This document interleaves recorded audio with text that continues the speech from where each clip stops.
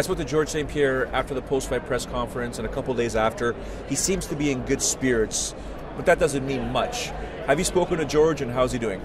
Yeah, well, he calls me every day. We talk for a few minutes. Right now it's just about clearing his emotions, finding out what he wants to do with life.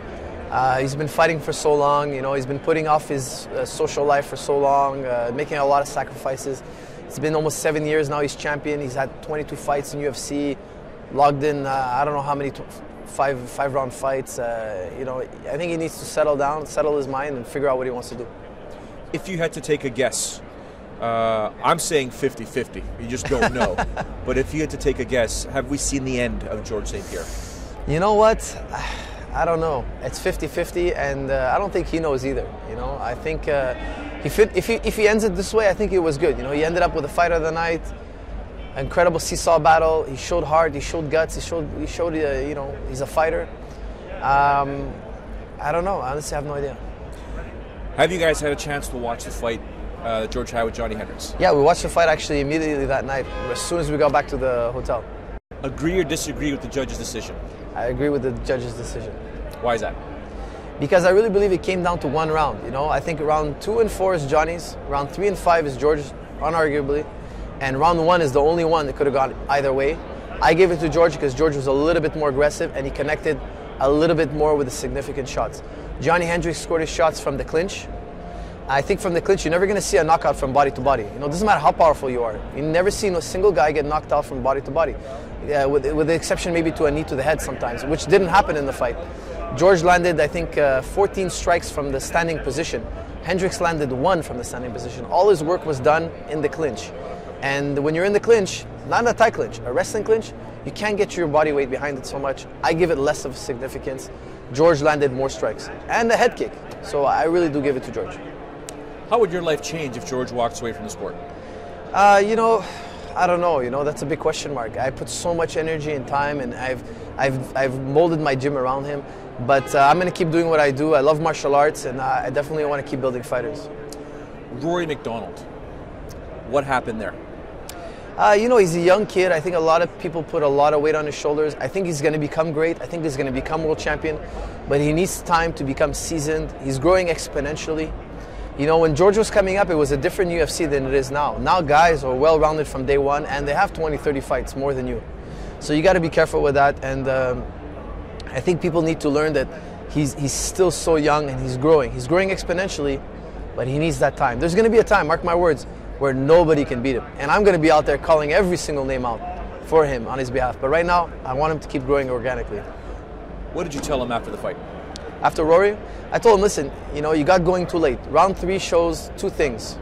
1, anybody can get hit with a good shot. Robbie Lawler can knock any man down. He's very powerful, he's very precise, he's very well seasoned.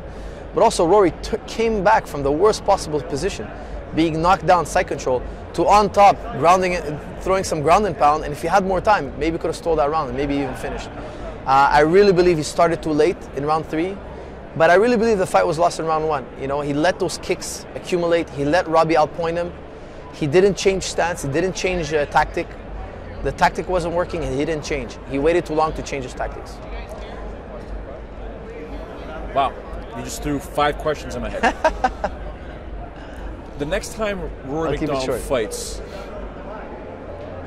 obviously the opponent pending, do you think he needs to start quicker? Or again, it's dependent on the opponent, or it's like, well, no, you can't start fast versus this guy? I think you got to do what's working. If you're doing something and it's not working and the guy's getting ahead, you got to change. Robbie was landing the leg kicks. Rory's stance was too wide. He couldn't block the leg kicks. He was too much in a boxing stance. You need to get more. If you're going to check a leg kick, you need to get into a Muay Thai stance. That's why Thai guys stand the way they do, because 99% of the time they fight powerful kickers. He had to change his stance. He took too long to change his stance. He figured that out in round 2. It was too late. Dana said that, actually this is before the fight, but he said, believe me, Rory Macdonald will leave Tristar to fight Georges St-Pierre.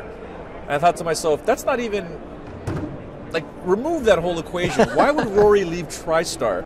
You know what, I don't think Rory would ever leave Tristar gym. You can never be 100% sure. I think that's the wrong way to go. It's arrogant, but I really believe Dana doesn't know the relationship we have. Rory's my shadow. I'm with him every day. I train him every day. I groom him every day. I did the same thing for so many years with George. You know, I still do the same thing with George. To me, they're family. If one of them challenged the other, he'd be betraying me. You know, and I really believe they would never do that. You know, I don't believe that there's no amount of money that's going to buy that. What can we look forward to when little Hector Lombard, Alex Garcia, competes in Australia? Alex Garcia is the next big prospect at 170 from Tristar Gym. He's going to be making his debut in UFC Australia. He looks and fights like Hector Lombard. He's probably got the best double leg in the game. I really believe that if he controls the butterflies, he's gonna shine. You know, but it's all about those butterflies. First fight in UFC is a tough thing, especially first fight in UFC in Australia. That's a far way to be. Can he make 55?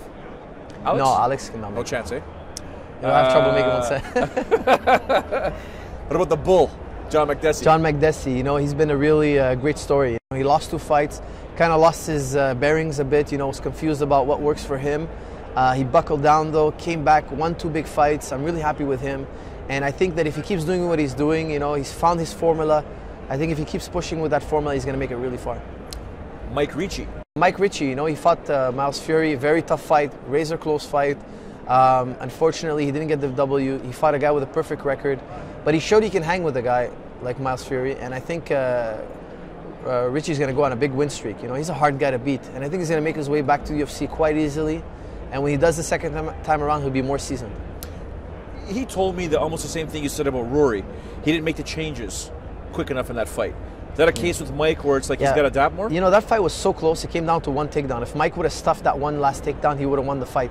Miles Fury was able to get him down, control him long enough to win that round, and Mike stopped the earlier takedowns. You know, it was just that one that got by, and that's, you know, hats off to Miles Fury. He did the job. Next time, Ricci's got to be sure he denies every takedown. Francis Carmon's taking on Jacare. Woo! Here we go, baby. What's up with that?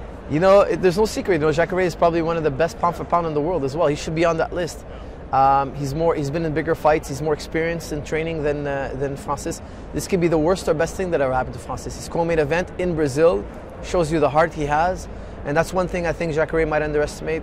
Francis has got a heart like no other, and you're going to see that. This is the kind of guy that really literally rather die before losing. So I think you're going to see this in his fighting.